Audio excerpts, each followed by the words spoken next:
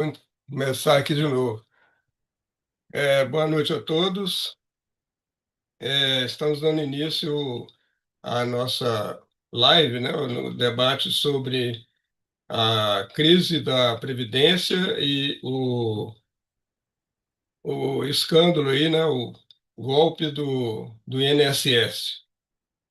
É, Nós vamos ter a participação como expositores do Mário Alex, todos estão dando a referência como militantes de movimentos sociais. Então, Marelex e Alírio César vão ser os expositores e vão ter um tempo mais alargado, né, por volta de 15 minutos.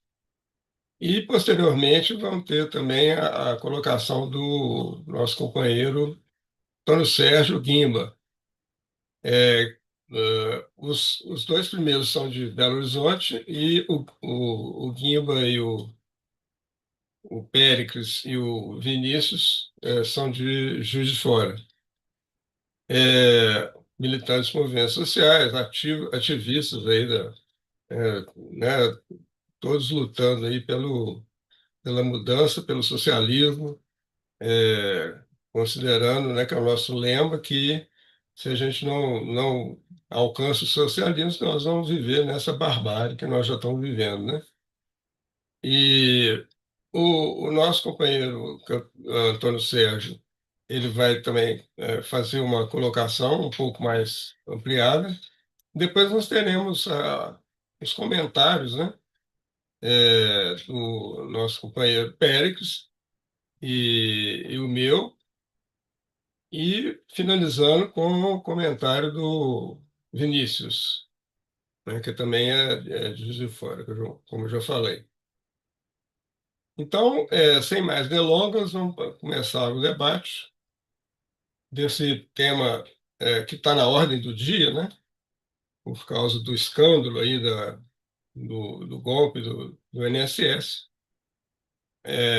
mas que está no contexto geral da crise da Previdência, da questão das reformas, né?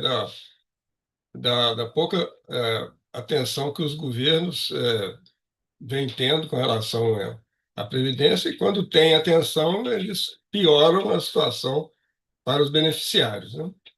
Então, eu vou dar a palavra para iniciar, o companheiro Mário Alex.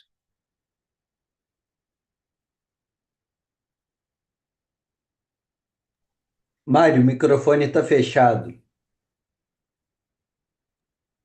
Vacilei aqui. Bom, boa noite aí para todos, né? Os companheiros que estão participando da live, a companheirada aí que está nos assistindo. Essa questão da Previdência, eu vou entrar logo na questão brasileira, né? Com a seguinte questão. A Constituição de 88, ela foi muito benéfica para a questão da previdência social, né, da assistência social e da saúde. Ela universalizou esse tema na sociedade brasileira, né, contemplando trabalhadores, né, aposentados, a população em geral, dentro de um regime que buscou, né, trazer do passado, né, conquistas sociais e universalizá-las, né? Bom, mas a Constituição de 88 ela já nasce sob ataque. É previsto já na Constituição de 88 que aos 5 anos da sua promulgação ela sofreria, dadas as condições políticas da época, econômicas e políticas da época, ela sofreria já uma revisão geral aos seus 5 anos de idade. Portanto, a emenda constitucional número 3 de 1993 já começa a uma revisão na questão previdenciária. E nós tivemos uma série de emendas, que são 7. Emenda constitucional número 3 de 93, a emenda constitucional número 20 de 98, a emenda constitucional 41 de 2003, 47 de 2005, 70 de 2012, a 88 de 2015 e a emenda constitucional, a drástica que aconteceu aí no governo Bolsonaro, a emenda constitucional 103 de 2019, que foi chamada de a nova Previdência, né? Então, o que que se perseguiu ao longo desses anos todos, né? O que que se perseguiu, né? Destruir toda a garantia constitucional na questão previdenciária assistencial, né? Então, seguindo a lógica que acontece no resto do mundo, né? Dificultar o acesso ao benefício, aumentar a idade para ter esse acesso, reduzir o cálculo desse benefício, né? Então, isso tudo conjugado, né? Dificultar o acesso, aumentar a idade para poder ter acesso, diminuir o cálculo do benefício inicial, né? Tudo isso visa, né? Retirar do Estado as suas responsabilidades diante, do trabalhador, diante de suas responsabilidades constitucionais no quesito trabalho, previdência, assistência social e saúde, né? Isso segue, o modelito que aconteceu no mundo inteiro, né? Os companheiros que abordarem a questão internacional, né, dessa questão vão observar que o Brasil segue esse modelito, né? Bom, além dessas emendas constitucionais, né, são várias as leis complementares, leis ordinárias, decretos-leis, diretrizes do Ministério da Previdência, normas internas da Previdência Social, tudo isso dificultando o acesso, diminuindo benefícios, né, aumentando a idade para poder ter a aquisição ao benefício. E tanto no setor privado, né, no trabalhador do regime geral da Previdência, chamados trabalhadores CLT, como também nos trabalhadores do serviço público, seja ele federal, estadual ou municipal, né? É, é, Essas emendas constitucionais foram abrindo o campo, né, inclusive para que a iniciativa privada pudesse ocupar o papel do Estado, né, na questão da Previdência, né? Nesses anos todos, desde a Constituição, a partir de todos esses ataques, você vai ter uma explosão de entidades fechadas de previdência complementar e de entidades abertas de previdência complementar, além de uma série de produtos bancários e de seguradoras que oferecem poupança para o futuro, poupança para a previdência, poupança para a velhice, travestidos de planos previdenciários de seguros sociais, né? Tudo isso é escancarado ao longo desses anos em que se ataca a previdência pública, abre-se o caminho para a previdência privada, né?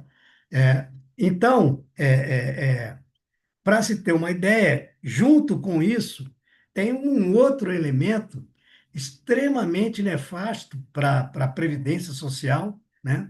Que são a utilização das receitas do Estado destinadas à previdência e assistência social, né? Que são desviados do seu propósito inicial para outros fins, pagamento de títulos da dívida pública, né? Bancar os juros altíssimos, né? Satisfazer a sanha, né? Do mercado, dos bancos, dos especuladores, né? Então, para se ter uma ideia, né? As emendas constitucionais, né? Que foram, ao longo do tempo, abrindo esse caminho de desvirtuar as receitas da União, né?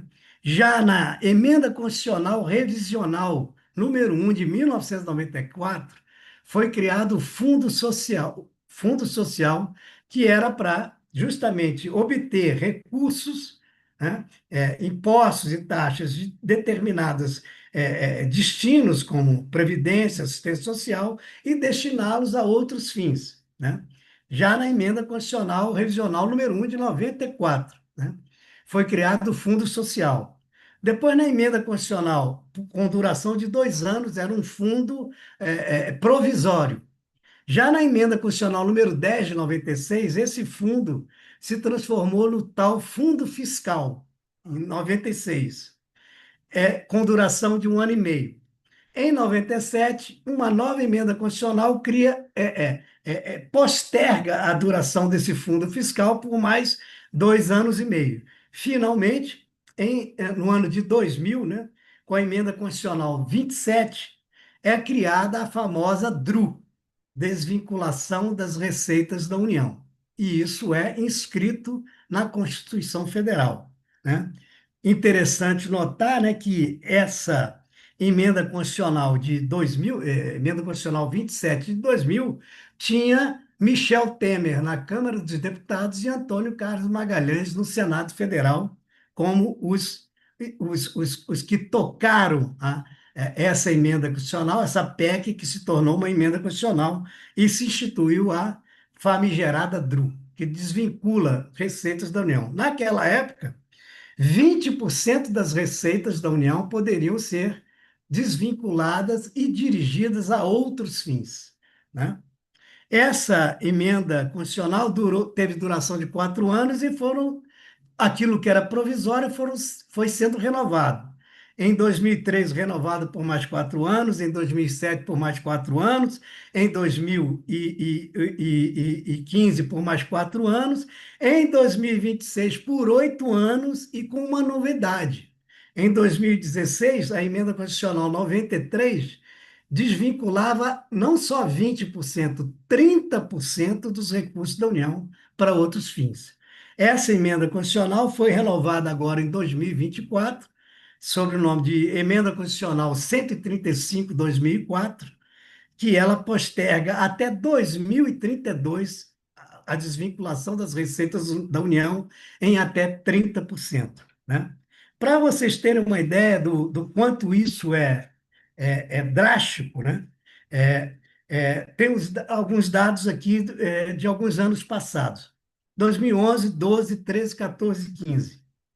Né? As receitas da Previdência foram de 527 bilhões em 2011, com despesas de 451 bilhões e saldo de 75 bilhões.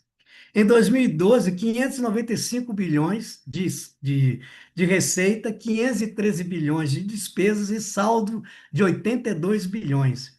Em 2013, 650 bilhões de receitas, despesas de 574, saldo de 76 bilhões. 2014, 686 bilhões de receitas, 632 de despesas, 53 bilhões de saldo. Em 2015, 707 bilhões de receitas, 683 bilhões de despesas e saldo de 23 bilhões. Né? Então, mas nesses anos todos, nós sempre ouvimos dizer de déficit da Previdência. Ora, se teve saldo positivo, de onde veio o déficit, se não da desvinculação de receitas da Previdência destinados a outros fins, né? Para você ter uma ideia do dado de 2019, tá certo? Das despesas desvinculadas, tá certo? Contribuições econômicas equivaliam a 3,9 bilhões, ou seja, 3% das receitas desvinculadas. Taxas diversas equivaliam a 2,6 bilhões, ou seja, 2% das receitas desvinculadas. Outras contribuições sociais equivaliam a 2,5 bilhões, ou seja, 2% das receitas desvinculadas. Agora vejam na Seguridade Social. 123,8 bilhões, ou seja, 93% das receitas desvinculadas para outros fins. 93%, 123 bilhões vieram da Previdência Social. Para você ver o tamanho do ataque, né, a essas conquistas sociais, né, garantidas constitucionalmente, e que está sendo, a cada ano, desde a promulgação da Constituição de 88, né? Achincalhadas, mordidas pelo mercado financeiro, pelo sistema bancário, pela dívida pública, né, pelos especuladores, ou seja, toda sorte de destinos diversos que não para a Previdência Social, né?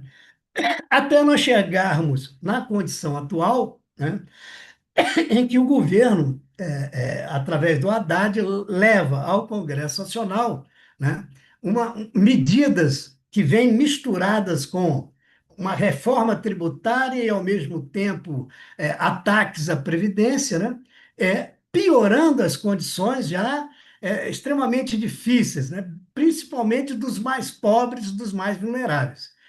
A medida provisória, o projeto de lei que o governo apresenta no Congresso Nacional, né, visa, né, conformar as despesas do Estado dentro de algo extremamente draconiano, que é o tal arcabouço fiscal, né? O arcabouço fiscal limita o governo em todos os sentidos, né? E ele precisa fazer jus, às suas despesas, né, com o sacrifício da população, o sacrifício da classe trabalhadora e da Previdência, né, a tal ponto de dificultar extremamente o acesso a algo que uma política de administração praticamente da indigência, que é o BPC-Loas, que a pessoa só alcança a partir dos 65 anos de idade, e se a renda familiar for de um quarto de um salário mínimo, a renda familiar. Portanto, são pessoas extremamente vulneráveis, na velhice extremamente vulnerável, né? que tiveram, assim, com o projeto do governo, dificultado o acesso a isso, né? Se tivesse mais de uma pessoa na família que tivesse algum benefício da Previdência, já contava para a renda familiar e dificultava se mora no mesmo terreno, saca? Foi um escândalo a tal ponto que nem mesmo a direita mais nervosa, que era a base de sustentação do antigo governo bolsonarista, ousou aprovar tal medida, né? Seja por motivos eleitoreiros, de reeleição de deputados, seja por que motivo for, mas essas medidas foram, entre aspas, suavizadas, né, nessa última medida levada ao Congresso Nacional, né? O fato é que hoje, as futuras gerações, sem entrar no mérito de que a reforma previdenciária de 2019 tem uma série de medidas transitórias, né? Depende, se você já está há 2 anos para se aposentar, se você está há um ano para se aposentar, se você entrou no sistema previdenciário há mais de 5 anos, há menos de 5, tem uma série de regras. O fato é que as futuras gerações não se aposentarão, ou se aposentarão com 70 anos de idade, tá certo? 35 anos de contribuição e numa média calculada por média aritmética, calculado por todo o seu período de contribuição previdenciária, e ele só pode alcançar 60% dessa média aritmética de toda a vida contributiva. Então, você imagina que um cara com 70 anos de idade, uma pessoa com 70 anos de idade, tendo 35 anos de contribuição, num país em que você tem altos e baixos no índice de trabalho e de desemprego, né? Você trabalha 2 anos numa empresa, é demitido, fica um ano desempregado, arruma outro emprego de 3 anos e não sei o quê. Essa é a realidade da maioria do povo brasileiro, da imensa maioria, né? Então, você alcançar uma idade extremamente elevada, com 35 anos de contribuição e tendo cálculo do seu benefício inicial, 60% da sua vida contributiva. Se você quiser alcançar 100% da média aritmética, você tem que ter, né, a cada 2 anos, além de 20 anos de contribuição, você ganha, a cada ano, além de 20 anos de contribuição, você ganha 2% na sua média. Então, passa 21 anos de contribuição, a média dele vai passar para 62%. 22 anos de contribuição passa para 64%. Para ele alcançar 100% da sua média aritmética histórica, ele tem que ter 40 anos de contribuição. 70 anos de idade e 40 anos de contribuição. O que que diz isso para as novas gerações? O que que diz isso? Né? Bom, a Previdência Pública não me atende e não vai me atender no futuro. O que que é isso? Um canal para buscar produtos bancários para sua aposentadoria futura. Isso é dirigir toda a massa de trabalhadores para o sistema bancário, para o sistema de seguros, para a previdência privada, né? Então, esses são ataques violentos aos trabalhadores, né? E nós temos que ter em conta o seguinte: apesar desse ataque, vamos observar os números da Previdência Social do último boletim estatístico da Previdência Social, que saiu agora em março de 2024. Esses boletins são trimestrais. Então, o último é agora de março de 2024. O INSS, a Previdência Social, pagava 40 milhões, vou botar números arredondados para ficar o melhor entendimento. 40 milhões de benefícios, tá certo? É, até um salário mínimo, tá certo? Até um salário mínimo, 28 milhões de benefícios, tá certo? Que corresponde a 70,54% dos 40 milhões de benefícios pagos pela Previdência se limitam a um salário mínimo. Quem tem benefícios de 1 a 2 salários mínimos são 6 milhões de pessoas, 15% do total. De 2 a 3 salários mínimos, 3 milhões de pessoas, 7,6% do total. De 3 a 4 salários mínimos, 1.600.000 pessoas, 3,9% do total. Acima de 5 salários mínimos, levando em conta que o salário mínimo, o teto da Previdência atual é de R$ 5.857,41, ou seja, 5,37 salários mínimos, tá certo? Quem ganha acima de 5 salários mínimos até 5,37 salários mínimos são o número absurdo de 10.600 pessoas atingem o teto do INSS, ou seja, 0,026% do total de 40 milhões. Ou seja, além dos ataques fantásticos promovidos contra a Previdência Social, nós temos números da Previdência Social que são números é, é, é, absurdos. Tá certo? 70% dos benefícios da Previdência Social se limitam a um salário mínimo.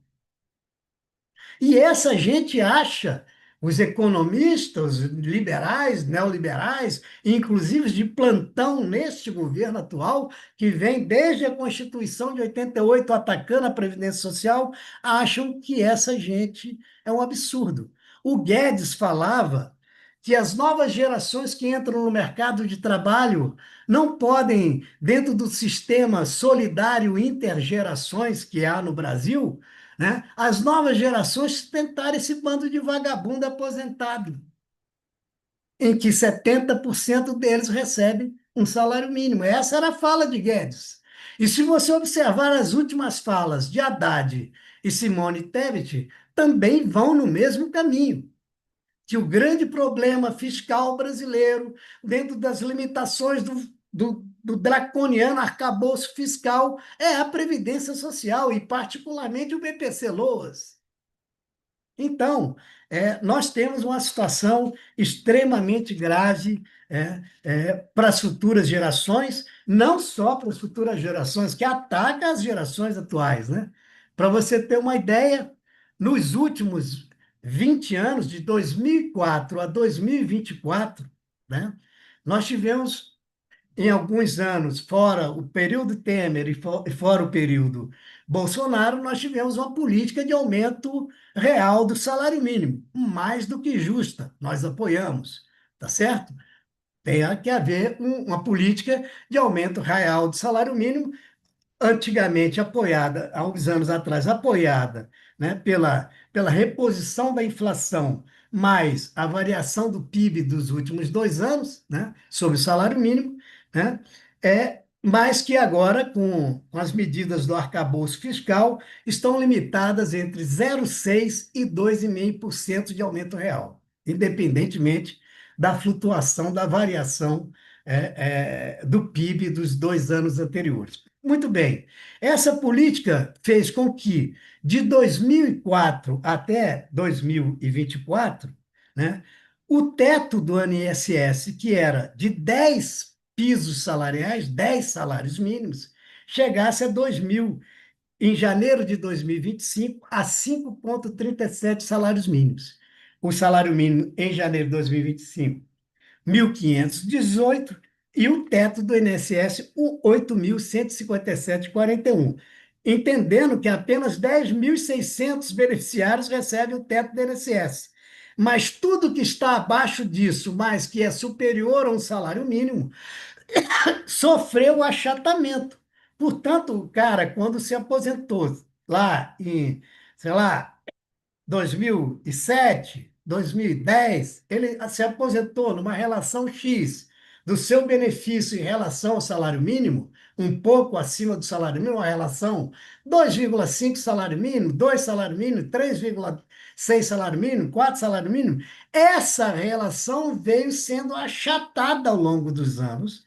Portanto, né, o seu poder aquisitivo, a sua qualidade de vida vem sendo achatada com o rebaixamento dos benefícios superiores a um salário mínimo, que só sofre um reajuste da inflação, não são compensados pelo aumento real do salário mínimo. Portanto, toda essa camada de trabalhadores com benefícios superiores a um salário mínimo, que compõe 30% dos benefícios do INSS, vem o seu poder aquisitivo, a sua relação com o salário mínimo sendo achatada ao longo dos anos. Aonde se quer chegar com isso? Não se sabe. Se daqui a alguns anos, daqui a 20 anos, nós temos apenas um benefício do INSS que vai se chamar Renda Básica Universal, de um salário mínimo, né? Será que é isso que perseguem os governos neoliberais com a política, né, de ataques à previdência social, assistência social e à saúde pública, né? Então, é essa a questão, né? É, então, eu vejo, só para antecipar, né, eu vejo que essa questão, né, dos descontos indevidos, né, nas contribuições previdenciárias, que foi anunciada agora em abril, escândalo, descontos sobre o benefício dos aposentados e pensionistas. Muito bem, né? O que leva a isso? O que leva a isso é o pleno sucateamento do que é de responsabilidade do Estado. O sucateamento da saúde pública, da assistência social e da previdência é evidente. Você pode entrar numa agência do INSS, da portaria até o atendente, está tudo terceirizado. E é o que mais eles gostam de terceirizar no Estado, vocês podem notar, é a TI, tecnologia da informação, que é o que processa dados, que processa informações do Estado, né? E isso é mercantilizado, isso é vendido. Para vocês terem uma ideia, o INSS faz licitação sobre a folha de pagamento. Quais bancos irão pagar o primeiro benefício do aposentado? Que o primeiro benefício ele não destina a nenhum banco, ele é destinado, o primeiro benefício da aposentadoria, ao banco que ganhou a licitação da folha de pagamento do INSS. Então, o aposentado é obrigado, ele vai nesse banco, e nesse banco não tem o benefício dele, tem uma ordem de pagamento do seu primeiro benefício. Quando ele chega nessa agência bancária, ele já é assediado para abrir uma conta naquele banco, ter um cartão de crédito, inclusive, não raras vezes, são cartões vinculados à sua margem consignada, em que ele fica preso o resto da vida nisso, tá certo? Então, esses bancos de dados, eles são vendidos, eles são abertos, eles estão... o cara se aposenta hoje e no dia seguinte ele já recebe o telefonema de uma financeira oferecendo um empréstimo consignado. Como é que esse banco de dados chega até o sistema financeiro e aos bancos? Se não porque há dentro do Estado uma relação tão promíscua, né, entre o público e o privado, que permite, tá certo, o acesso ao banco de dados da Previdência Social. E isso é vendido como mercadoria no mercado, por gente própria desses mecanismos de assédio e de descontos indevidos. Muito bem, isso ocorreu, né? Sempre teve esse tipo de desconto, tá certo? Mas houve um incremento significativo a partir do governo Bolsonaro, certo? E que avançou 2 anos à frente no governo Lula. E por que que avançou? Porque há negligência, não há nenhum mecanismo de auditagem, não há nenhum mecanismo de segurança entre as instâncias de poder e de decisão dentro da Previdência que possa fiscalizar a atitude dos seus dirigentes e daqueles setores que têm poder para estabelecer essa promiscuidade, né? Para ter uma ideia, o Lula agora afastou, o governo afastou do Conselhão da Previdência Social todos os membros que eram representantes dessas associações que promovem descontos indevidos na Previdência Social. Eles tinham assento no Conselho da Previdência. Portanto, ora, eu quero estabelecer um acordo técnico para que a minha associação possa ter acesso à folha de pagamentos do INSS e promover descontos em favor da minha associação. É evidente que isso tudo era facilitado em todos esses trâmites burocráticos dentro da própria Previdência Social, né? Eu tive o desprazer de visitar as páginas da internet dessas diversas associações que têm os nomes mais mirabolantes, né? Associação dos Aposentados e Mutualistas de Benefícios Coletivos, Associação dos Aposentados e Pensionistas do Brasil, Associação de Aposentados e Pensionistas Nacional, Confederação Nacional dos Trabalhadores da Agricultura, Universo, Associação dos Aposentados Pensionistas dos Regimes Gerais da Previdência Social, Confederação Nacional dos Agricultores Familiares e Empreendedores Familiares Rurais, União Nacional de Auxílio aos Servidores Públicos, Clube de Benefício Amar Brasil. Você tem um escândalo de associações que o presidente do INSS diz que chegam a 41 associações, tá certo? 41 associações, cujo escopo é a mesma de sempre. Prestação de auxílio jurídico, prestação de auxílio médico, prestação de auxílio odontológico, né? Prestação de auxílio financeiro, funerário, sabe? Eles pegaram aqueles sindicatos assistencialistas e burocratas, pelegos que nós herdamos da ditadura e deram um upgrade, transformaram em empresas. Essas são empresas de arrecadação, tá certo? Com convênios esdrúxulos. O Sindinap, Sindicato Nacional dos Aposentados, Pensionistas e Idosos, tem um programa de medicina virtual. Você acessa uma sala, tem lá um atendente virtual que vai te encaminhar para a medicina da onde eles têm convênio. Então, o que que você faz? Você transfere a saúde pública para a saúde privada, você transfere a previdência pública para a previdência privada, você cria, né, programas de previdência aberta ou entidades fechadas que são parte desse esquema de descontos inapropriados na Previdência Social, que você vai se associar num planinho de benefício previdenciário futuro, um plano mequetrefe que só vai dar lucro para os seus interessados e nunca vai ter retorno para o pobre coitado. E quem essa gente capta como desconto? Os mais pobres, os 70% que recebem um salário mínimo.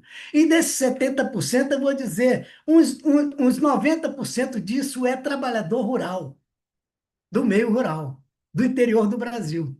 Então, companheiros, essas associações não tem só que ser buscado o que foi descontado, ressarcido. Elas têm que ser extintas, porque são nefastas à Previdência, à saúde pública e à assistência social. São esquemas, são gangues, são organizações criminosas, tá certo? São empresas de fachada que tiram dinheiro do trabalhador e do aposentado. Então, isso tem que ser extinto, tem que ser extinto. E eu alerto para uma coisa, tá certo? O governo está devolvendo agora, no mês de maio, nos benefícios, o desconto que houve em abril dessas associações, houve o desconto na folha, mas não foi repassado. Foi preso pelo INSS e vai ser devolvido agora em maio, nesses dias agora. Final de maio, início de junho está sendo devolvido. Sabe quanto foi o montante de arrecadação no mês de abril? Segundo o presidente do INSS, 292 milhões de reais. Se você pegar e entender que esse mês de abril foi o ápice dos descontos, se você multiplicar por 12, como se isso viesse se estendendo durante todo o ano de 2024, você tem 3,5 bilhões de descontos em favor dessas associações, né?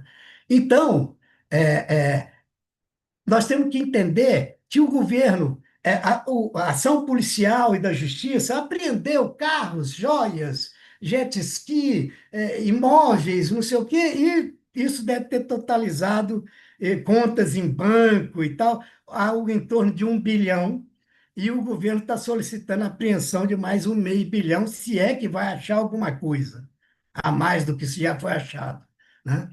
E como se diz que o rombo foi de 6 bilhões, ou mais de 6 bilhões, 6 bilhões e 300 milhões, como é que isso o governo promete que todos serão ressarcidos dos seus descontos indevidos? Como é que o governo vai cobrir esse rombo?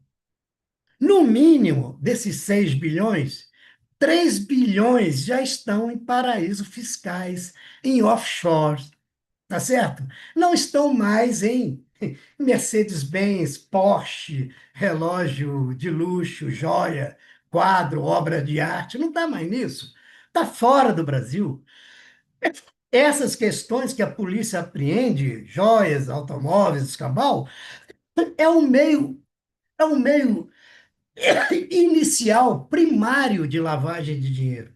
O meio posterior e mais sofisticado da lavagem de dinheiro é sobre doleiros, né? Doleiros e cambistas do sistema paralelo, em que essa grana vai parar em paraísos fiscais. E por que são paraísos fiscais? Porque isentam de imposto esse dinheiro que originou de forma lícita ou ilícita, que chegam nesse paraíso? Não, porque esses países detêm uma legislação bancária extremamente proibitiva. O dinheiro não é rastreável.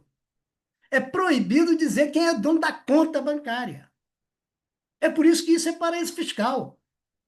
Então, meu amigo, eu duvido muito que o governo vá conseguir reaver 50% do que foi desviado. E isso, então, de um desconto na folha do pagamento dos aposentados e pensionistas, que é um rombo na folha, vai se tornar um rombo no INSS.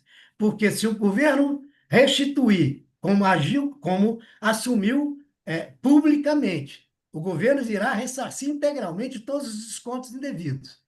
esse dinheiro para ressarcir vai sair do Tesouro Nacional, ou seja, do nosso bolso, do bolso do contribuinte, do bolso da Previdência Social. Então, o que era um rombo nos benefícios se torna também um rombo na Previdência, né? Isso é claro, tá certo?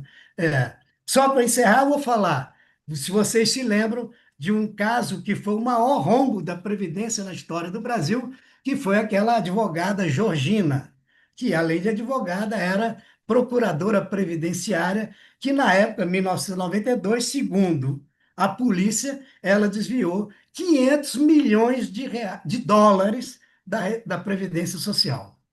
Tá certo? Aposentando gente morta, criando aposentadoria por invalidez, sabe? Fazendo um escarcéu. Ela desviou 500 milhões de dólares em 1992. Ela ficou fugitiva 6 anos na Costa Rica, tá certo? E foi extraditada para o Brasil, veio de volta para o Brasil, foi condenada em 98 a 12 anos de prisão. 12 anos de prisão. Em 2010, ela foi solta, a pena foi extinta e ela foi condenada a pagar 200 milhões de reais de de indenização ao Estado. Ora, se a conta da justiça estava certa na época, 500 milhões de dólares, mesmo que a conversão de 92 para 94 para real, será que 200 milhões de dólares ressarciu os cofres públicos? É claro que não, né? Muita grana da Georgina e companhia, tá certo? Deve estar circulando aí até hoje. E como é que esse dinheiro volta para o Brasil? Esse dinheiro volta através dos fundos abutres, tá certo? Que voltam aos seus países de origem, essa grana volta ao país de origem para comprar estatais, tá certo?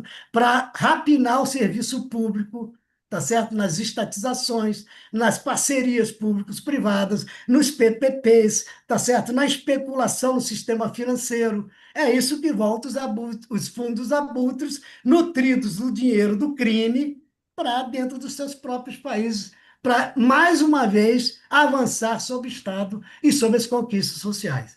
É essa a minha questão que eu coloco, companheiros, para vocês aí inicialmente.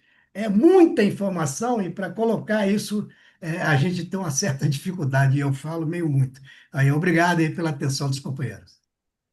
Obrigado, companheiro Mário Alex. Você passou bastante do tempo, mas como eu estava com bastante informação, eu alarguei o seu tempo. Agora eu passo a palavra então para o companheiro Alírio para tocar também no assunto desse escândalo aí do INSS. Bom, depois dessa explanação aí tão aprofundada, fica difícil até de acrescentar mais algum dado aí. Tá? É mais um ponto de vista. Eu também comecei a, a refazer meu estudo. Na época, a Constituição começando pela Constituição de 88. Nós lutamos. Eu sou da turma mais velha que ainda lutamos pela Constituição, né? Pela Constituinte, fizemos aquele movimento todo, já era sindicalista, cutista, defendemos a Constituinte, chegou-se finalmente a elaborar a Constituição de 88, que não deixou de ser um grande avanço, apesar de ser da nossa esquerda ser minoria naquela época. Mas conseguimos muitos benefícios, o SUS, muita coisa que foi conquistada, apesar da minoria que nós éramos. Mas eu estudei muito para concurso naquela época, até eu passar para servidor público, eu era da iniciativa privada, e eu estudei muito a Constituição, eu tinha, logo que foi promulgado, eu tinha uma, já comecei a fazer anotações e tal, mas ela foi sendo alterada. Hoje em dia, eu fui pegar, por esses dias agora, eu fui pegar a Constituição, nossa Senhora, virou uma coxa de retalho. Tem os artigos que tratam da Previdência, da arrecadação, da Previdência, os artigos foram todos sendo alterados. Aí, essas emendas todas que o Mário falou aí, a grande maioria delas tocaram em reforma da Previdência. Começou com a FHC. Depois daquelas básicas que o Mário falou no início, as reformas previstas na Constituição, várias outras foram feitas. E, em sentido geral, prejudicando o trabalhador, prejudicando a arrecadação em cima de empresas, em cima de mercado financeiro e favorecendo o mercado. O neoliberalismo tomou conta de 90 para cá, foi um neoliberalismo tomando conta de tudo. Essas alterações todas legislativas foram feitas no sentido de favorecimento do mercado financeiro. O Brasil hoje está vinculado a isso, exatamente isso. Essas reformas todas, inclusive a questão dos juros, tirou fora, estava na Constituição, estava previsto a saúde, a previdência, a regulamentação do mercado financeiro. Tudo isso foi sendo feito para prejudicar a aposentadoria, os benefícios e facilitando para o mercado financeiro. Hoje em dia, você pode ver o quanto que está pagando nós pagamos de juros, a auditoria faz lá o balanço 2024, pagamos 43% do total arrecadado para juros, e a Previdência, o que foi para Previdência, dá 21%. Então, todas as reformas foram feitas no sentido de favorecimento do mercado financeiro e prejudicando a arrecadação. Começou com o FHC, alterando a Previdência do servidor público, a emenda 20, todas as emendas posteriores foi alterando, tirando benefício. Para entender hoje, para entender a Constituição hoje, essa parte da Previdência, fica até difícil de se ler. Se você pegar ela com as alterações todas, fica difícil até de ler. E uma das piores que foi feita foi a do Bolsonaro, não tem dúvida. A que mais arregaçou, foi feita sem ser presencial, botado de modo remoto.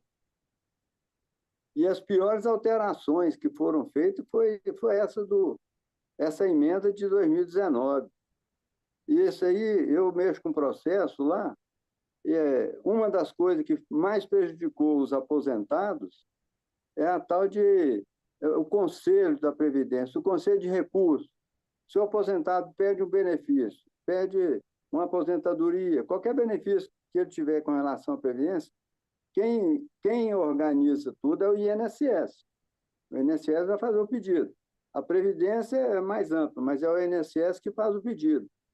Se a pessoa teve o pedido negado e ele recorre, o Guedes ele centralizou tudo no Ministério da Economia, acabou com a Justiça do Trabalho, acabou com vários ministérios e centralizou tudo no Ministério da Economia, inclusive os recursos da Previdência. Então, se o sujeito perdeu, o pedido dele foi negado por algum motivo, ele recorreu porque pode ter razão, vai parar no Conselho de Recursos. Só que o Conselho de Recursos ficou sob a jurisdição do Ministério da Economia, do Guedes. Aí o sujeito já tem que praticamente entrar com outra ação. Isso aí só serviu para alimentar advogado, porque nenhum aposentado, até para a gente, se quiser fazer algum pedido na Previdência, apesar de estar tudo lá no site da Previdência, pode fazer tudo de via remota, mas é uma parafernália que nenhum aposentado normal desses, 90% dos brasileiros pode falar que é analfabeto funcional, ainda mais para a Previdência. Até a gente tem dificuldade para mexer com a internet. Vai ter que recorrer e vai parar lá no Ministério da Economia. A maioria dos processos que tem hoje em dia é porque a pessoa entra com pedido, aí o INSS tem 30 dias, 60 dias, 90 dias para apreciar. Como tem pedido demais e pouco funcionário, tá? A carência de funcionário é em torno de 10 mil servidores, eles põem tudo, tudo terceirizado e não tem pessoal qualificado para analisar os pedidos. É acumulado, aí a pessoa entra na justiça. Aí o juiz obriga a analisar aquele pedido. Quem pode pagar advogado e recorre, o judiciário obriga o INSS a apreciar. Só obriga o INSS. Agora tem essa questão do recurso. Se a pessoa perdeu o INSS e não usou com recurso, aí o juiz, não, obriguei o INSS, mas o INSS fala assim, não, seu recurso agora já foi para o Conselho da Previdência, esse conselho está subordinado ao Ministério da Economia. Então, aí agora a ação é contra a União, não é mais contra o INSS. Aí a pessoa tem que fazer outro pedido para encaminhar lá para o Conselho da Previdência, que é um conselho tripartite que fica lá em Brasília, é gente que representa os trabalhadores, os empresários e a União. Mas está atolado de serviço também.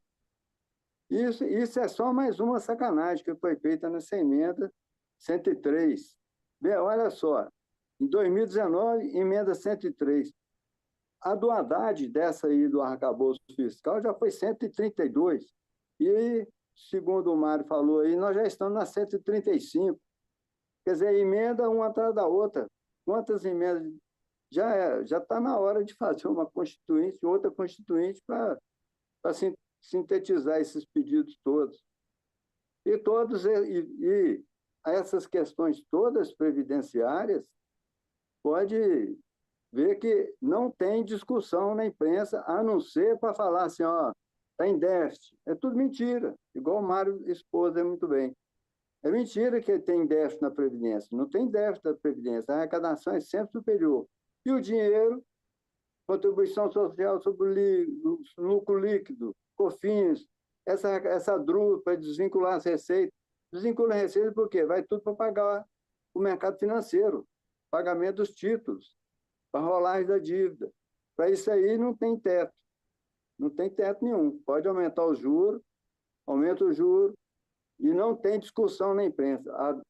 A mídia, em geral, não debate isso, não debate questão de juros, não explicita quanto que é necessário realmente para a Previdência. Então, vai ficando aí o plano de... Esses benefícios todos são difíceis de conseguir, tem aquele tanto de requisitos, né? Às vezes a pessoa entra, perde a ação lá, entra com perícia, dá até dó de ver quando tem que fazer perícia nas casas das pessoas que estão pedindo o BPC, se o INSS nega, manda fazer perícia nas casas, quer dizer, é pobreza, pobreza, pobreza. Então, é uma questão que tem que ser revista de forma assim, é uma luta muito difícil, porque o governo não tem poder para poder mexer com isso, não tem poder para rever a questão dos juros e a questão da arrecadação. Daqui a pouco eles começam a falar de novo em reforma da Previdência. E quando começa a falar, os meios de comunicação, tudo deles, tudo lá deles. Agora, essa questão aí da fraude, eu acho que isso aí é um oportunismo, que foi criado tudo com a legislação que afrouxou as regras todas de fiscalização das associações. O pessoal é pobre, tem gente que, depois que ganhou o benefício ali, se descontar dele lá R$ 30 por mês, lá daquela mixaria que ele ganha lá, a maioria não está nem sabendo que está descontando.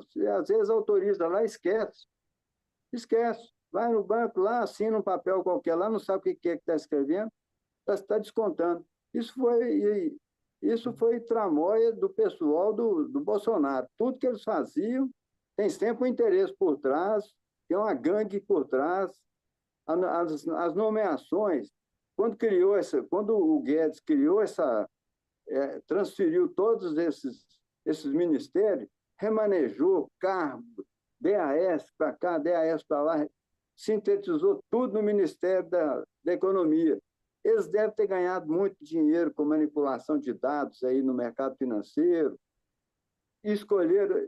Vocês lembram que, numa época, o Bolsonaro falou que ia colocar militares para ajudar na Previdência? É para pôr os cupinchas lá, para poder direcionar as investigações e tudo mais. Aí, essa questão aí dessas fraudes, dificilmente vai ser recuperado. Mas eu acho que o certo é investigar até o final. E, por enquanto, ainda não tem ainda uma divulgação a contento do que já conseguiu e o que está faltando.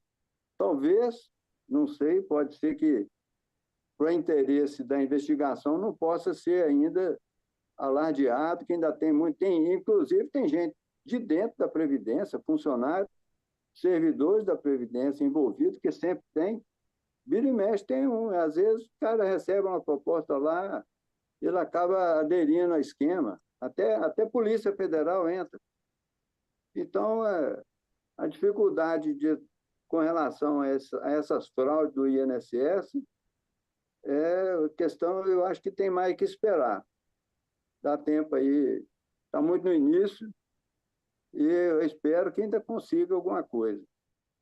Então, basicamente, é isso aí. A gente tem que mobilizar para conscientizar, pelo menos, a nossa esquerda, tentar eleger parlamentares aí que consigam levar a luta adiante, né? Tipo o Glauber lá, ó, nossa luta contra o orçamento lá.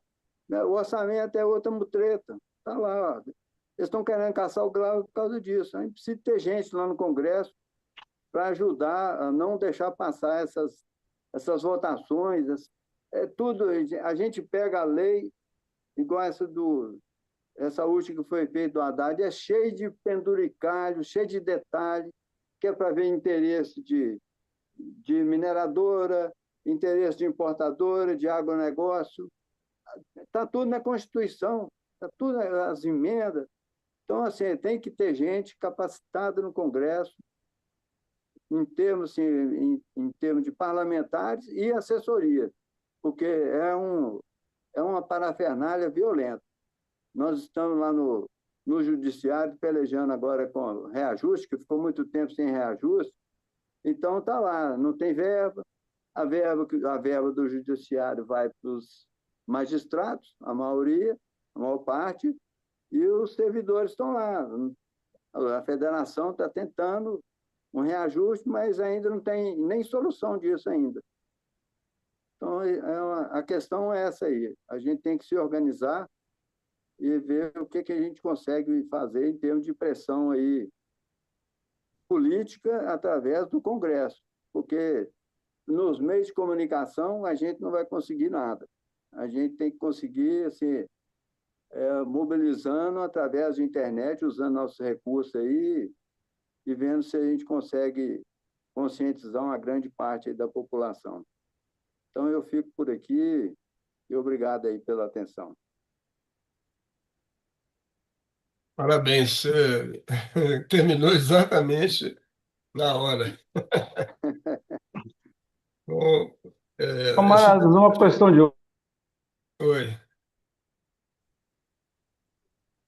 O Périx começou a falar ali, mas parece ter uma atualizada.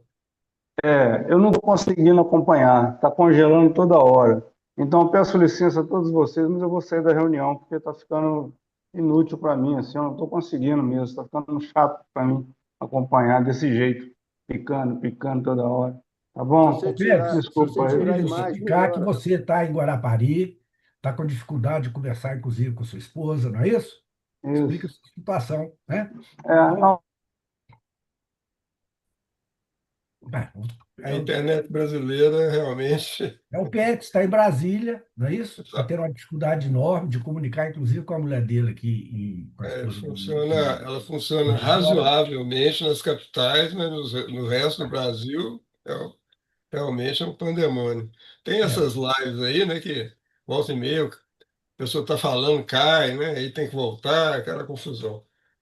É, Então, infelizmente, perdemos a participação aí do companheiro Pérez. Vamos passar agora para o companheiro Antônio Sérgio Guimba para dar sua contribuição aí para esse debate que é extremamente importante, né? E a gente se conscientizar desse problema da Previdência. Com a palavra, então, o companheiro Antônio Ricardo, Sérgio. quanto tempo nós já temos de reunião? Primeira questão. Bom, começou, não foi às 19h30 foi 19h40 por aí, né? Então nós temos mais ou menos uma hora. Já, Então, já nós chegou temos uma hora. que eu, você e o Vinícius, se a gente conseguir falar 10 minutos cada um, seria um tempo razoável de live, não é isso? Outra questão é o Isso, seguinte: o Vinícius não está conseguindo abrir a câmera, Vinícius? Na hora que eu for falar, eu abro. Tá ok. bom.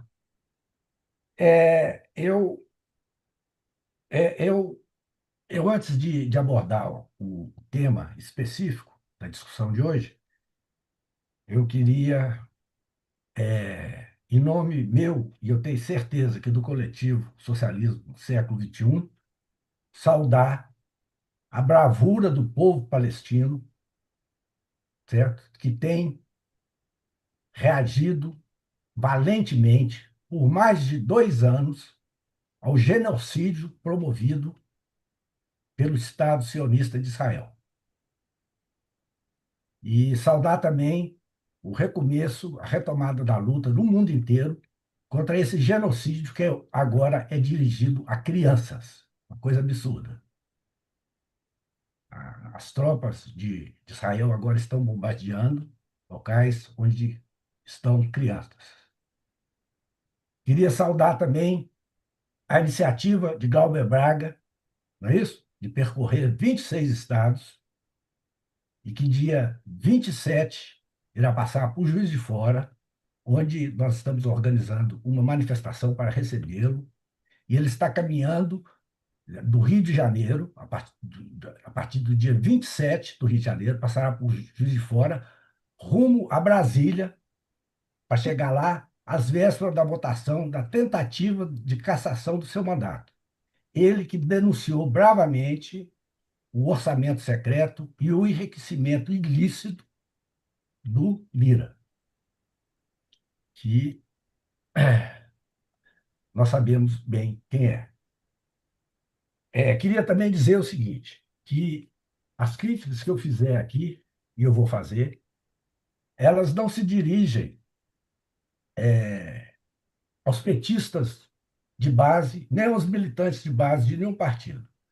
Elas se dirigem às direções municipais, estaduais e federal do PT, ao governo Lula, Haddad, Alckmin.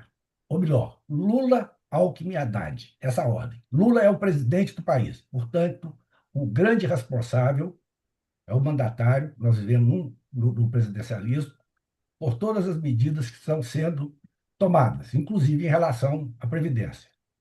Haddad, por ser um continuador na prática, de Paulo Guedes. Porque no nosso grupo nós fizemos esse debate, existe uma política econômica iniciada com Fernando Henrique Cardoso, a partir do consenso de Washington, que implantou o que se chamou de neoliberalismo no país, que eu chamaria de liberalismo econômico, que visa privatizar os serviços públicos, não é isso? Tirar o Estado da economia, principalmente em países carentes de serviços públicos como o Brasil.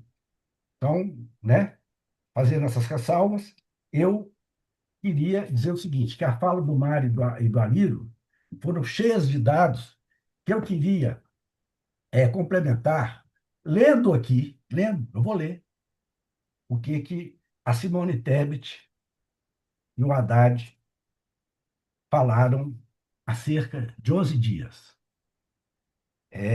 E falaram durante a prestação de contas semestrais do governo federal, que geralmente eram faladas pelo secretário, se eu não me engano, das Finanças. Dessa vez foram Tebet e Haddad. A fala de Tebet, entre aspas, o cenário nacional que temos, especialmente no plano das despesas, eu gostaria de apontar um crescimento acima das projeções das despesas de previdência, que depois serão detalhadas pela equipe econômica, fazendo com que nós tivéssemos, por obrigação legal, que colocar um bloqueio significativo na mesa. Eu quero dizer que este é um instrumento de transparência. Lembrar que essa é uma determinação do presidente Lula. Não só o cumprimento da responsabilidade fiscal, da Lei Complementar número 200 e da própria LDO.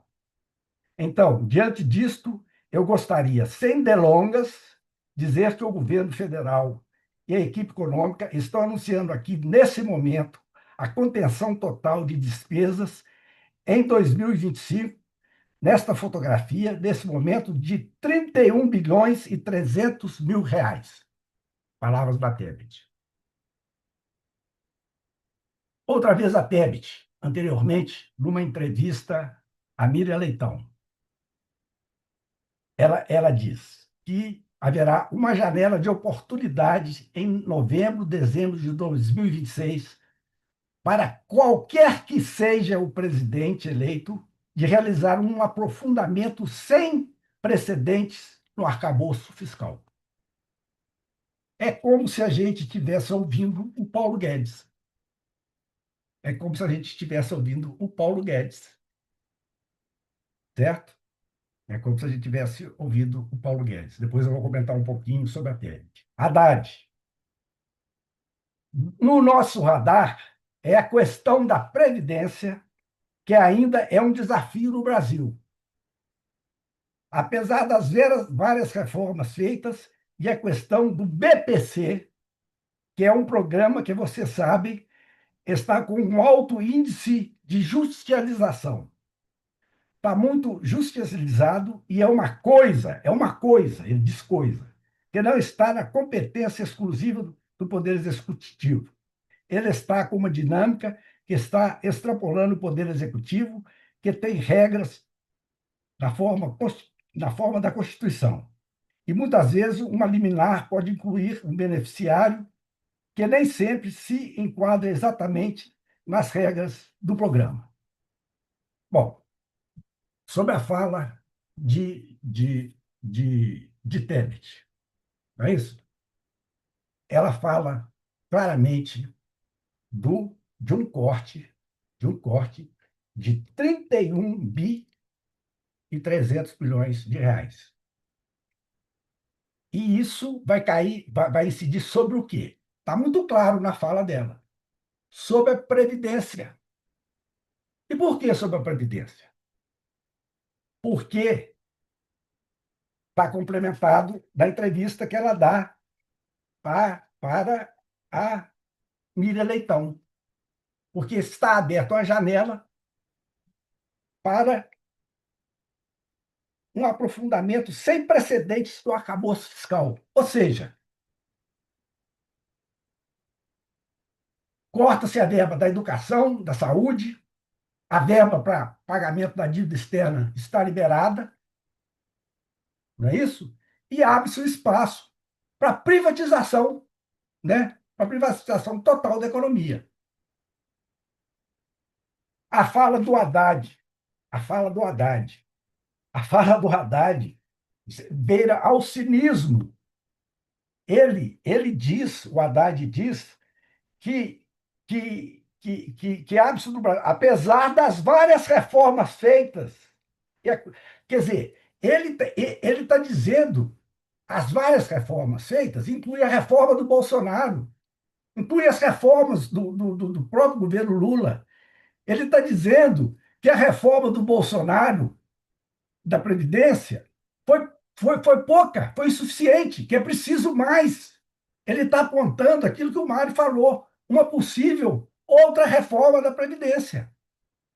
Então, é escandaloso, né, o que nós estamos vivendo. E eu acho que o Mário, embora ele não tenha dito explicitamente, há uma linha de continuidade. FHC, Lula 1, Lula 2, Dilma, Bolsonaro e agora Lula. Há uma continuidade. O Alírio centrou muito a fala dele na questão do Bolsonaro.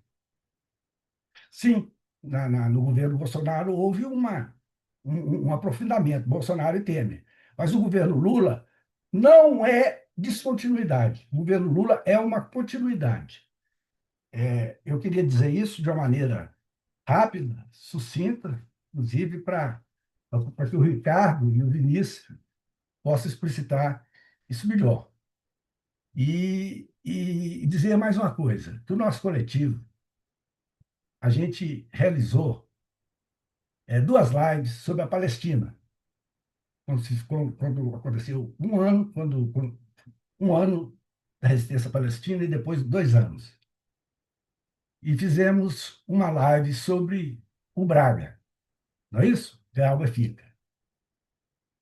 E são temas que foram candentes, tivemos uma boa audiência e agora estamos fazendo este, não é isso? E queria dizer também o seguinte, que essa questão das falcatruas, dos roubos havidos na Previdência, eu concordo com o Mário. É uma questão menor na medida que elas acontecem porque a Previdência está ao Deus dará, está a serviço do sistema financeiro. Não é isso? E como o Mário disse, um absurdo. As novas gerações aí, um jovem vai se aposentar com 70 anos e 40 anos de serviços prestados. Isso é um absurdo. Isso é inadmissível. Eu não consigo deixar de ficar um pouco emotivo com essa situação, né? E queria terminar dizendo o seguinte, reafirmando o seguinte: as nossas críticas aqui do coletivo Século XXI se dirigem, sim, ao governo Lula, se dirigem, sim, ao PT, se dirigem, sim, à CUT e sua omissão. Mas nós temos muita clareza que existe uma diferença entre as direções do PT, dos outros partidos institucionais, da CUT, de outras centrais sindicais, das bases dessas entidades, não é isso? É isso que eu queria dizer. Vocês desculpem a minha emoção. Não sei se eu falei com muita clareza. Eu acho que o Ricardo pode, com mais precisão, falar sobre isso e o Vinícius também.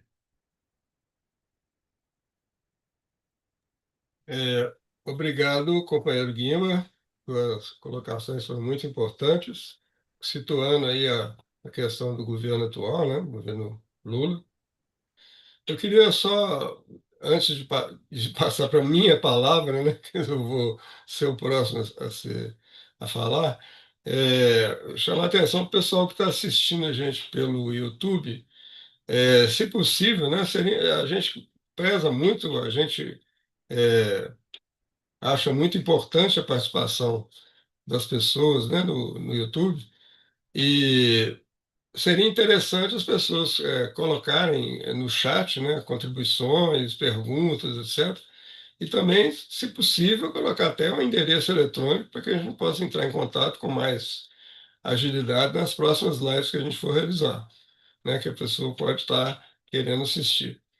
E também, como é frequente nas lives aí, né, é, clicar aí no like, né, que também aumenta a nossa penetração aí, né, das nossas lives. Bom, já foi falado quase tudo, né, sobre a questão da Previdência. Eu só queria acrescentar que realmente essa nova reforma da Previdência ela vai acontecer, né, e no governo Lula, né, vai acontecer no governo Lula. É, a, essa nova reforma certamente vai aumentar a idade mínima para a pessoa poder se aposentar e o tempo de contribuição, né? Como foram nas outras reformas. Não tem ainda um dado preciso, né? Mas a gente pode pegar aí a reforma francesa, né? Que aumentou a idade mínima se não me engano, para mulheres foi 60 anos, para homens foi 64 anos. E a nossa deve também ir mais ou menos no mesmo caminho, né?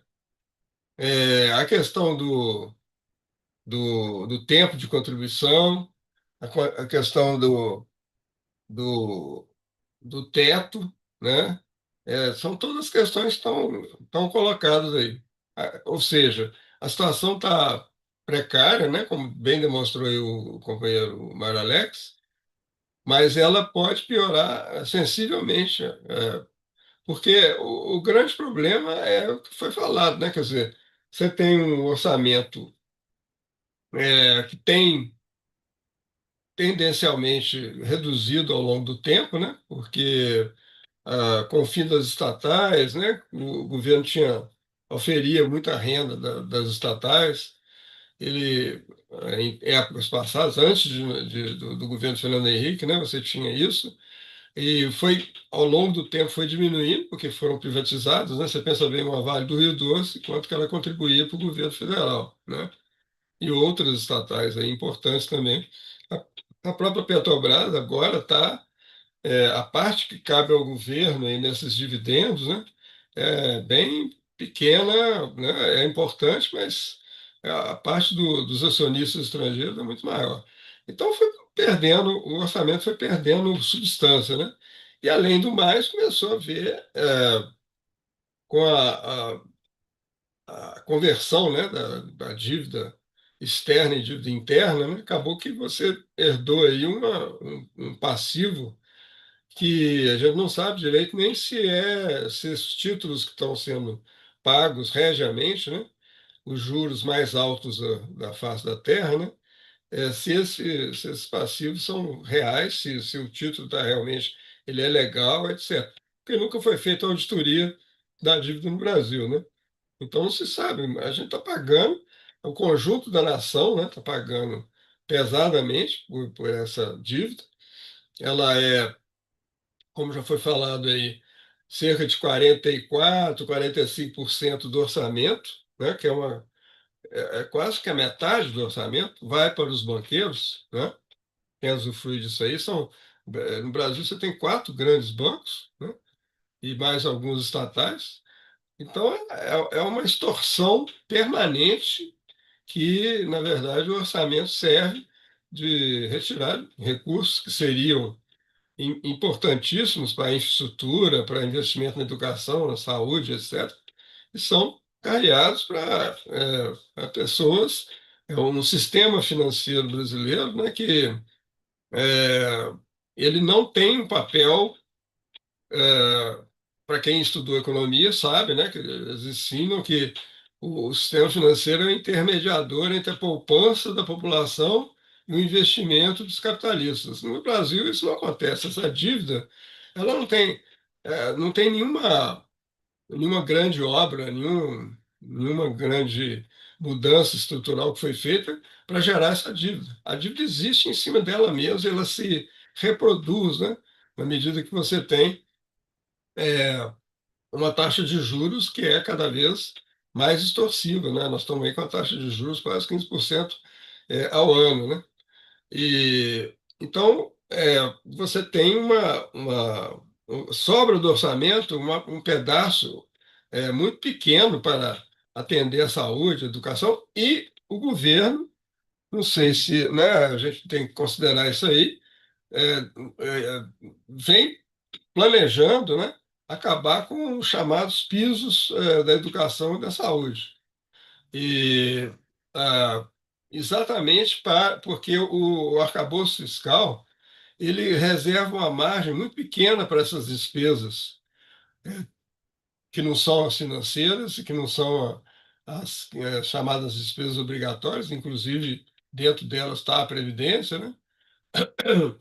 É, que com a nova reforma vai ser atacada, e a questão da saúde e da educação, que tem uma defesa, né, na Constituição, de um certo percentual, varia um pouco da saúde para a educação, mas você tem garantia de algum recurso para esses dois setores. Isso está.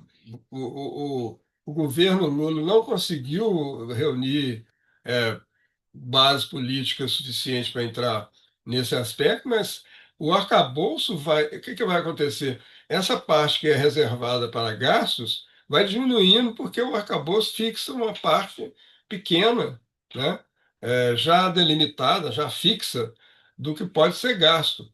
À medida que vai crescendo a educação e a saúde, né, porque elas têm essa garantia de participação no orçamento, ela vai expulsando os outros setores, né? Então aí vai começar a ter grito dos militares, né? Dos, dos outros setores aí, de serviços e de coisas que o governo faz para manter estrutura e tal. Vai ter uma grita geral e vai acabar pressionando, né, o governo a falar, eu não quero fazer, mas eu vou ter que fazer e tal.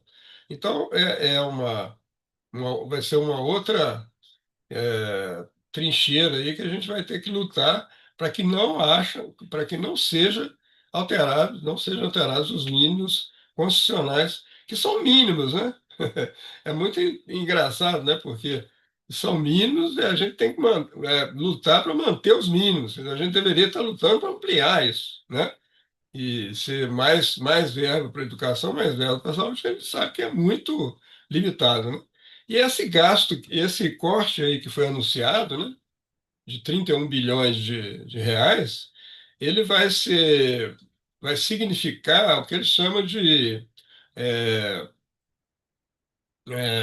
uma defasagem, né, no pagamento desses gastos, né? O governo vai fazer isso, ele vai é, fazer com que os gastos do orçamento no Brasil, a não ser as emendas parlamentares, que são impositivas, né? Então o governo tem que gastá-las de qualquer jeito, o resto o orçamento é chamado autorizativo. Então ele autoriza o governo a fazer um investimento ali, por lá, ele vai distribuir as verbas, né? Mas ele pode simplesmente não pagar, não chegar a concluir aquele percentual que está reservado para aquele setor, né? E ele vai fazer isso, já anunciou, criou um problema seríssimo aí com as universidades, né? As universidades vão ficar sem dinheiro para até pagar a conta de luz, de água. Houve já um burburinho, né? E um começo de protestos, os reitores reunidos lá com o governo, certamente a coisa não ficou muito bonita, né? Deve ter tido uma briga feia. O governo recuou um pouquinho e parece que vai tentar minorar a situação. Mas a estratégia geral do governo, com essa questão de déficit primário zero, né, é uma estratégia de comprimir os gastos que interessam ao povo e ampliar os gastos que interessam aos capitalistas, aos banqueiros, os agronegócios, as indústrias, etc. Então, nós estamos nessa conjuntura que é estranho, né? Porque é uma conjuntura que a gente já viveu em outros governos, como, por exemplo, na ditadura militar, né? Eu mesmo, quando eu era estudante de pós-graduação, e simplesmente fiquei durante 3 ou 4 meses, eles suspenderam o pagamento das bolsas, né? Então, essa agressão aos gastos necessários em educação, saúde, etc., ela é uma constante, né? E repete a situação de uma situação mais geral, né, que leva que os governos neoliberais, como é o governo Lula, né, é, alguns dizem que é neoliberal social, né? Porque aí tem Bolsa Família, tem isso, tem aquilo, tem os programas sociais, mas o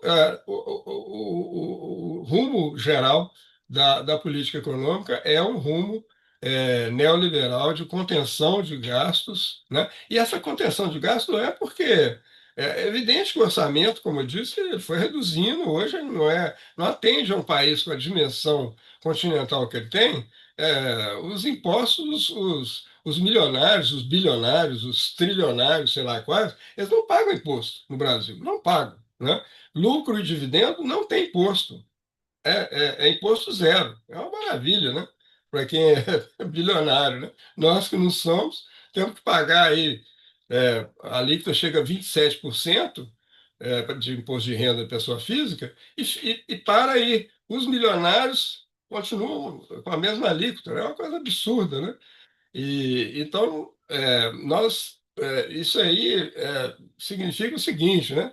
Essa questão fiscal é o terreno privilegiada agora da luta de classes. É óbvio que a questão fundamental da luta de classe é a luta entre lucro dos capitalistas e o salário dos operários, né?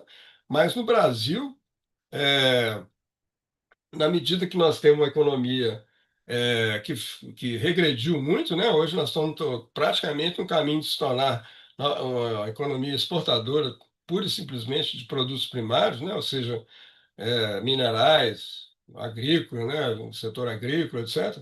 é, essa questão fiscal é fundamental, porque é nela que está incidindo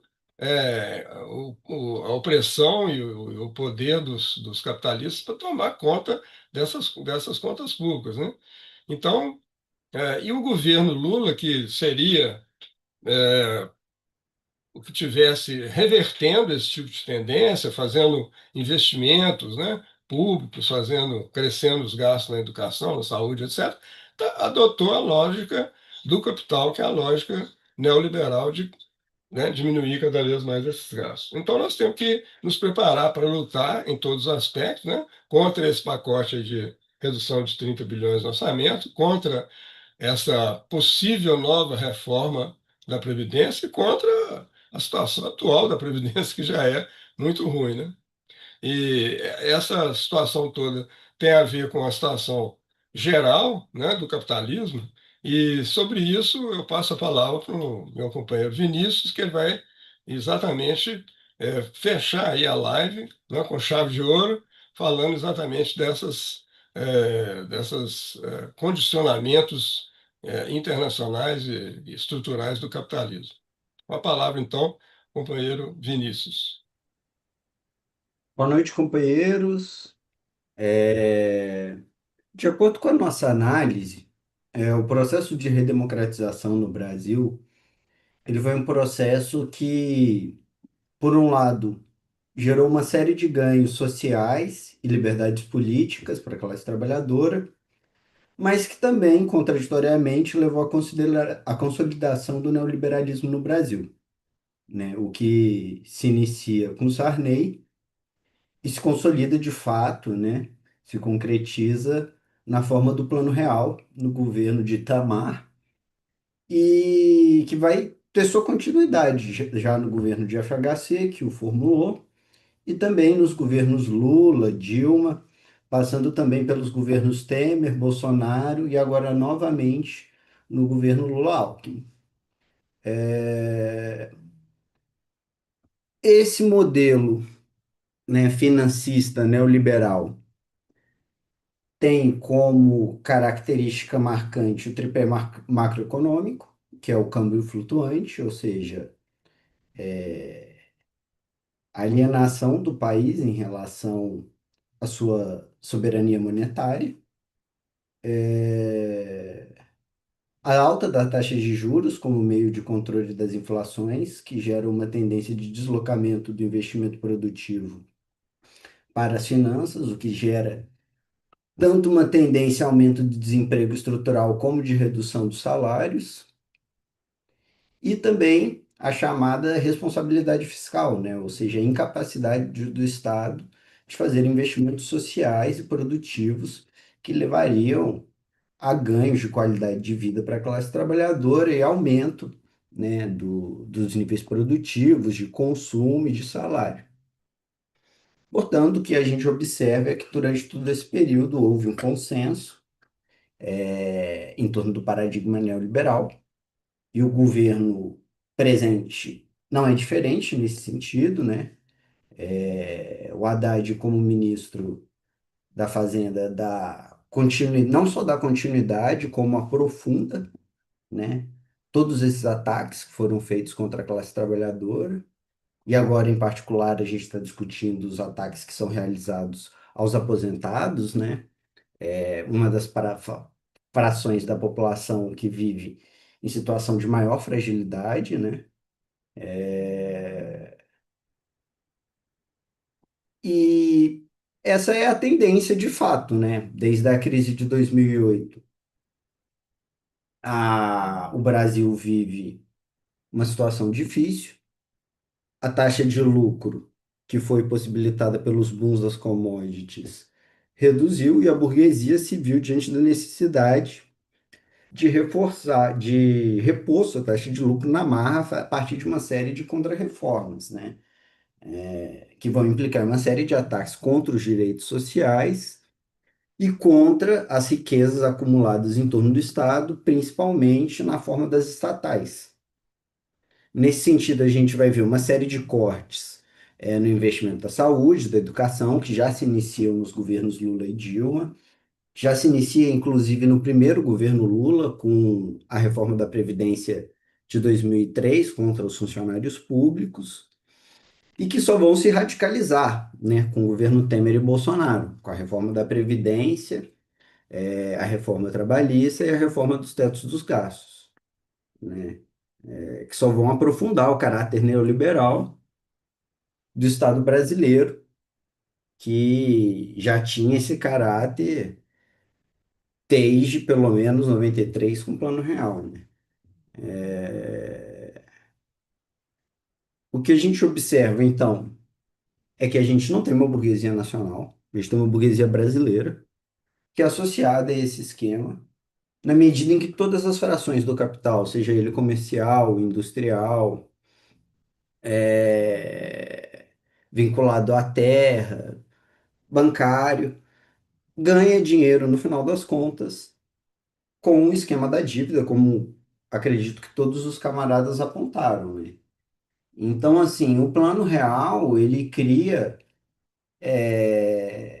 um novo pacto de classes que governa o Brasil até hoje e que gera uma coesão de todos os setores monopolistas da burguesia e inclusive de certos setores da classe trabalhadora vinculados aos fundos de pensão, que tem acordo com a continuidade e com o aprofundamento dessas políticas neoliberais que impactam de forma muito grave a vida da classe trabalhadora, né? Que vê uma educação e uma saúde cada vez mais precária, que vê o desemprego só aumentar, que vê o Brasil se desindustrializando de forma relativa em relação ao resto do mundo de forma cada vez mais acelerada, o que tem implicado em uma redução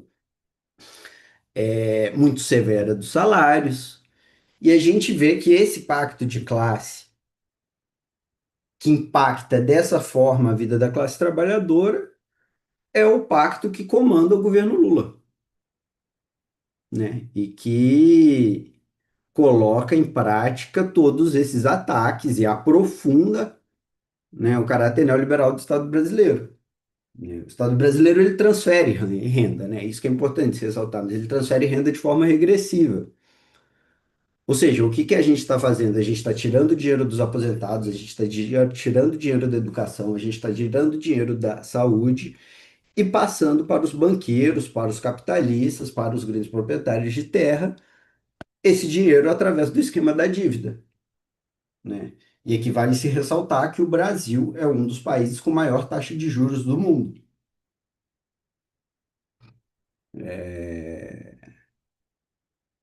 Então, assim, o que eu acho que fica claro, né, é que não tem como lutar por um país soberano, por um governo popular que gere ganhos para a classe trabalhadora, sem se romper com esse pacto de classe que governa o Brasil desde o começo da década de 90 e que agora se consagra, né, na figura do senhor Haddad. Se faz necessário, portanto, do meu ponto de vista, a criação de um bloco de esquerda que se coloque como alternativa a essa frente ampla, que tem dado continuidade ao neoliberalismo, né? E aí, nesse sentido, eu acho que cabe, inclusive, a todos aqueles partidos, a todas aquelas entidades, a todas aquelas frações que estão interessadas na construção de uma candidatura com independência de classe, comece a se organizar, né, independentemente das frações hegemônicas do PT que foram, infelizmente, cooptadas por esse pacto de classe, né, que tem destruído o país e que tem colocado a classe trabalhadora numa situação cada vez mais ruim, né, uma situação de cada vez mais pobreza, de cada vez mais pauperismo. E aí, nesse sentido, eu acho que cabe aos militantes de base abandonarem o sectarismo e buscarem criar um espaço de unidade, né? Em torno de um programa mínimo, ou até mesmo em torno de um programa de transição que se coloque contra, não contra, mas como alternativa a esse bloco que tem dominado a política e a esquerda no Brasil, hegemonizado pelas por algumas forças do PT, né, como a CNB, como a DS, e avançar em direção ao socialismo, a uma candidatura que tem um programa, pelo menos com independência de classe, né, e que aponte para a necessidade da mobilização e que rompa com esse bloco de classe que governa o país desde então, né. Eu acho que esse é o desafio da esquerda desse momento. E acredito que é nesse sentido que nós, os militantes de base, temos que caminhar, né? De criar novos espaços de unidade, de voltar aos núcleos de base e de buscar construir uma situação de duplo poder, né? Que tenha como base os conselhos e avançar em direção à construção do socialismo de conselhos mesmo, né?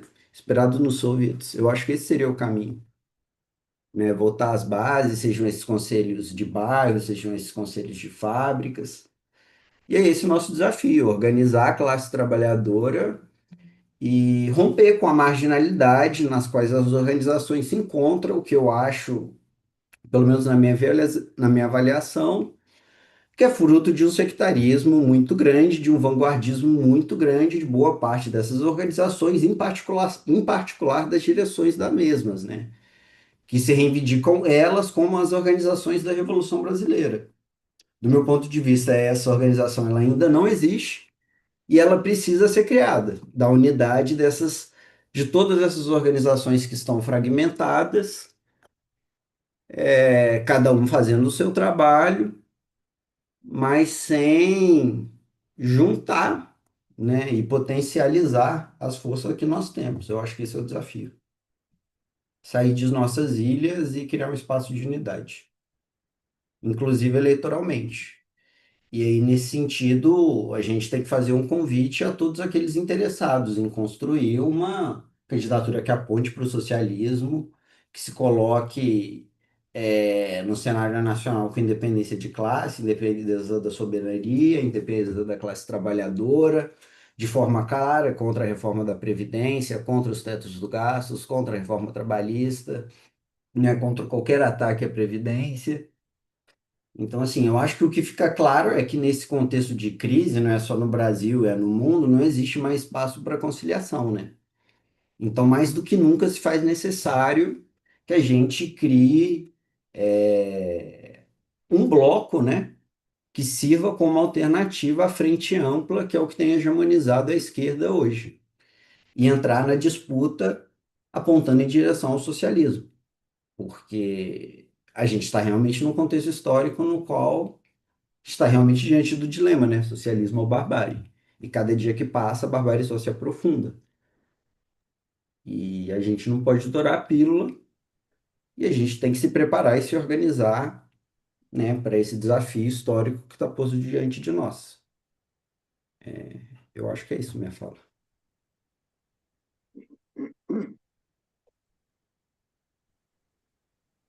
Ricardo.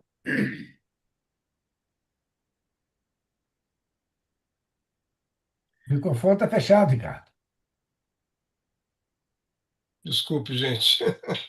Muito bem, então, o companheiro Vinícius encerrou com chave de ouro nessa live. Eu só queria chamar a atenção aqui para essa questão que foi levantada pelo companheiro Guimba, né, que é a questão da solidariedade à Palestina, né?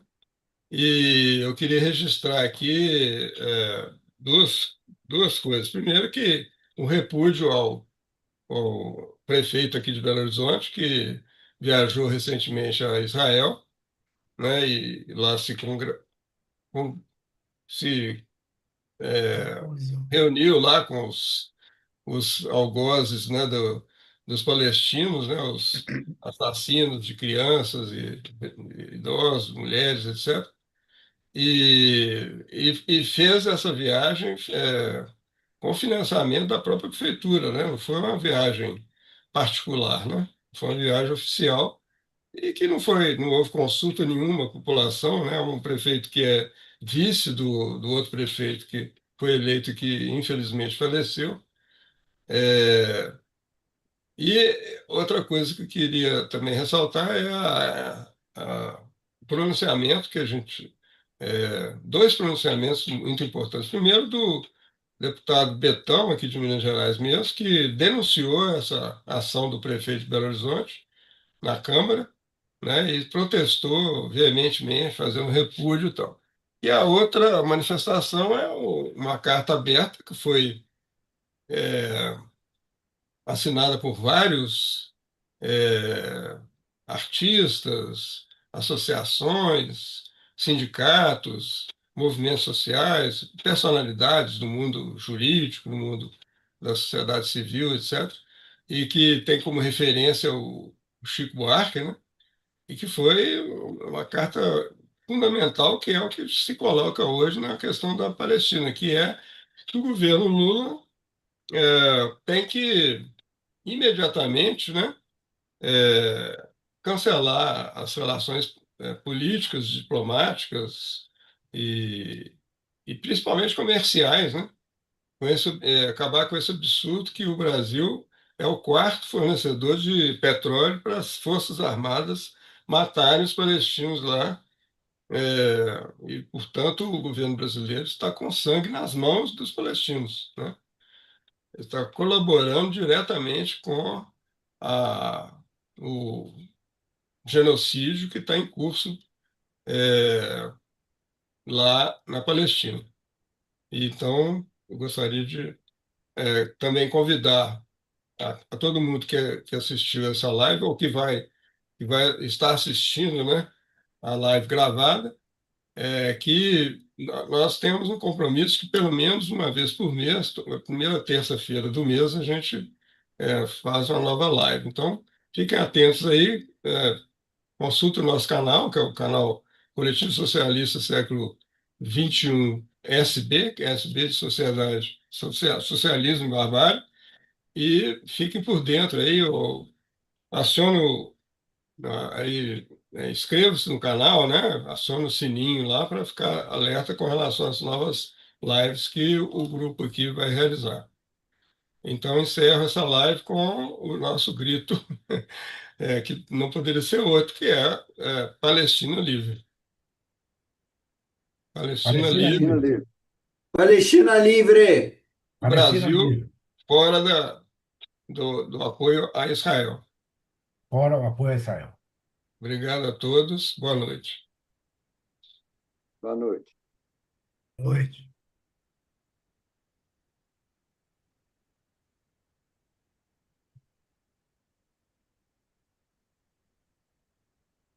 Ainda está no YouTube, Ricardo?